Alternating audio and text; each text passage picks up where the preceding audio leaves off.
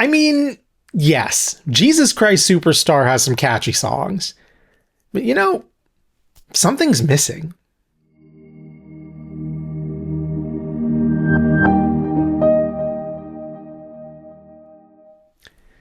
Hi, I'm Justin Lee, and this is A Year of Bible.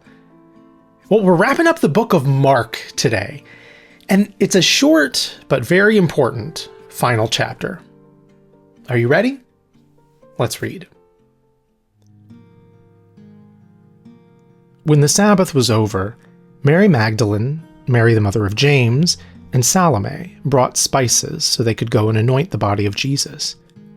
Very early on the first day of the week, just after sunrise, they went to the tomb. They were asking one another, "Who will roll away the stone from the entrance of the tomb?" But when they looked up, they saw that the stone had been rolled away, even though it was extremely large. When they entered the tomb, they saw a young man dressed in a white robe sitting on the right side, and they were alarmed. But he said to them, "Do not be alarmed. You are looking for Jesus the Nazarene who was crucified.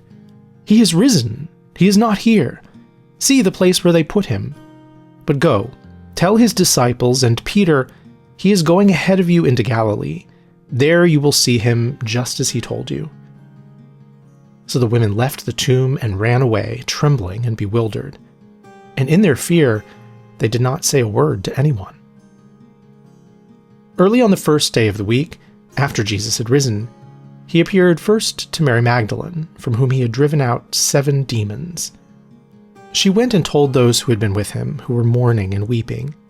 And when they heard that Jesus was alive and she had seen him, they did not believe it. After this, Jesus appeared in a different form to 2 of them as they walked along in the country. And they went back and reported it to the rest, but they did not believe them either. Later, as they were eating, Jesus appeared to the 11 and rebuked them for their unbelief and hardness of heart, because they did not believe those who had seen him after he had risen. And he said to them, "Go into all the world and preach the gospel to every creature. Whoever believes and is baptized will be saved, but whoever does not believe will be condemned. And these signs will accompany those who believe. In my name they will drive out demons, they will speak in new tongues, they will pick up snakes with their hands, and if they drink any deadly poison it will not harm them. They will lay their hands on the sick, and they will be made well." After the Lord Jesus had spoken to them, he was taken up into heaven and sat down at the right hand of God. And they went out and preached everywhere, and the Lord worked through them, confirming his word by the signs that accompanied it. And that, my friends, is the end of the book of Mark. If you've been watching this series from the beginning in playlist order, then we have now read one complete Bible book together. How was it? I hope you found it interesting. If this is your first time reading through a book of the New Testament, is there anything that surprised you? In the comments, I'd love to hear your thoughts on that, on the study so far, on your favorite things in Mark overall, and on anything in particular that struck you in today's passage. One reason we started with Mark is that Mark has such short, easy-to-read chapters that really keep the action moving. But honestly, I always forget how short this last chapter is. Jesus rises again, but Mark's gospel moves so quickly that we barely get any time to process that before the book is over. Of course, the New Testament contains 3 more gospel accounts, Matthew, Luke, and John, and in each of them we'll get new stories about Jesus and new versions of the stories we've just read. Different accounts from different sources with different details, all of which can help give us a more complete picture of who Jesus was and is. And yes, some of those other accounts will give us more details about what happened when Jesus rose again. But even though Mark doesn't give us a ton of details about the resurrection here, it's worth noting that from the beginning, Jesus' resurrection has been an essential part of Christian theology.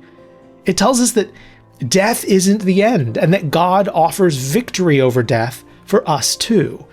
But even more importantly, it tells us that Jesus' death wasn't an unhappy ending, a triumph of evil over good, but was in fact part of God's plan all along, to conquer evil and reunite us with God.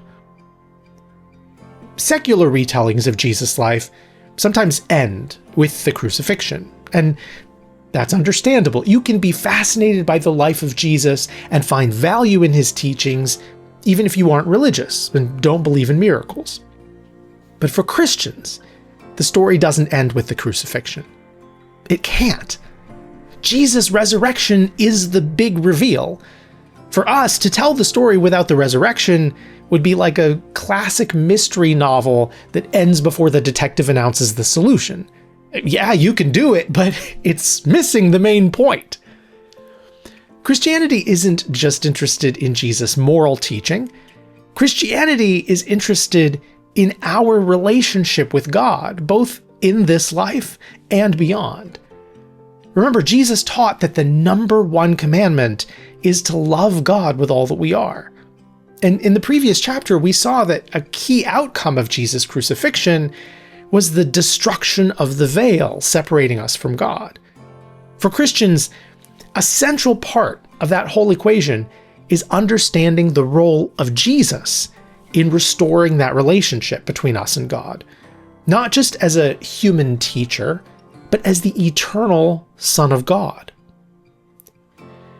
Any movement might begin with a charismatic teacher who has good things to say and builds a following. And there are different types of movement leaders.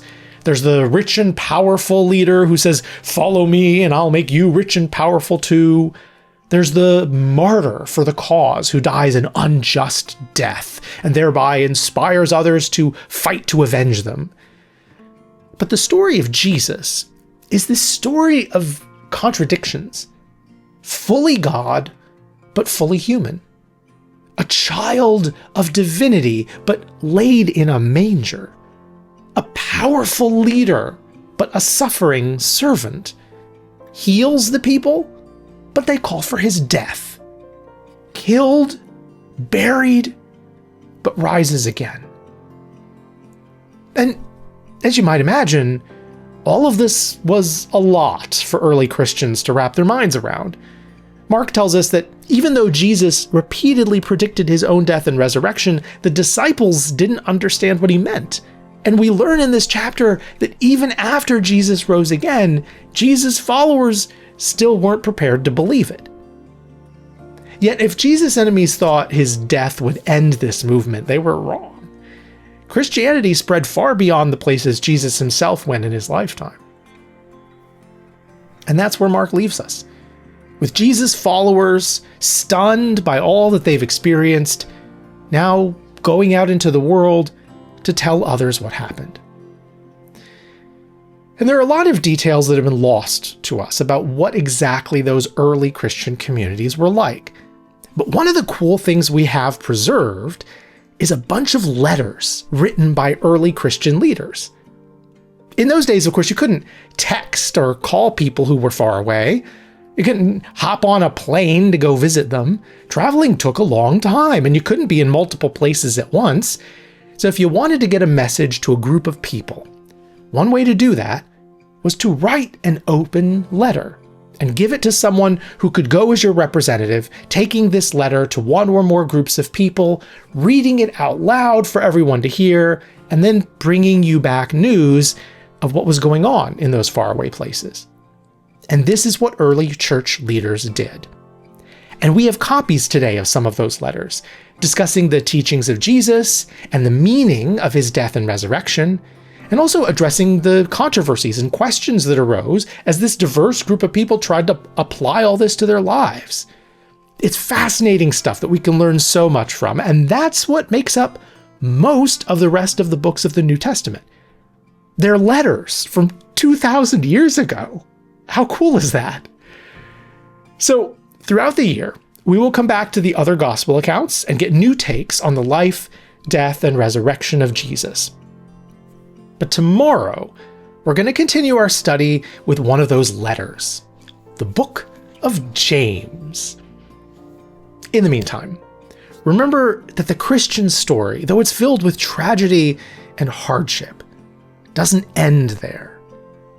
However bad things get, God's light is always on the way. Because this is a story with a happy ending.